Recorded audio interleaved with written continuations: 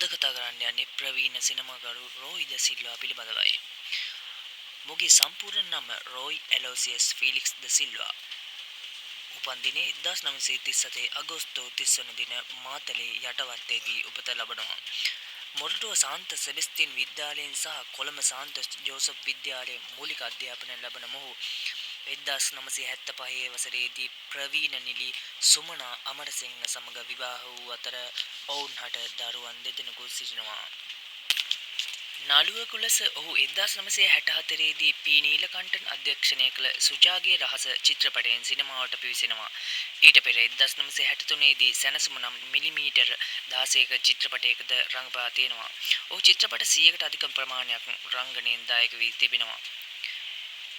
මොහු අධ්‍යක්ෂකවරයෙකු ලෙස 1977 දී ටොම් පචයා චිත්‍රපටයෙන් අධ්‍යක්ෂණයට පිවිසි ඔහු චිත්‍රපට 33කට වඩා අධ්‍යක්ෂණය කර තිබෙනවා.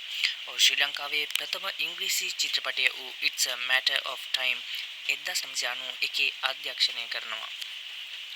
රෝයි ද සිල්වා ප්‍රධාන වශයෙන් වාණිජමය වශයෙන් සාර්ථක ප්‍රහසන චිත්‍රපට සඳහා රෝයි ද සිල්වා ප්‍රධාන වශයෙන් වාණිජමය වශයෙන් සාර්ථක ප්‍රහසන චිත්‍රපට සඳහා ප්‍රසිද්ධියක් උසලනවා. ඔහු අධ්‍යක්ෂණය කළ චිත්‍රපටවලින් 70%කට වඩා දින 100 පසු කරමින් බොක්ස් ඔෆිස් වාර්තා තබා තිබෙනවා. ප්‍රහසන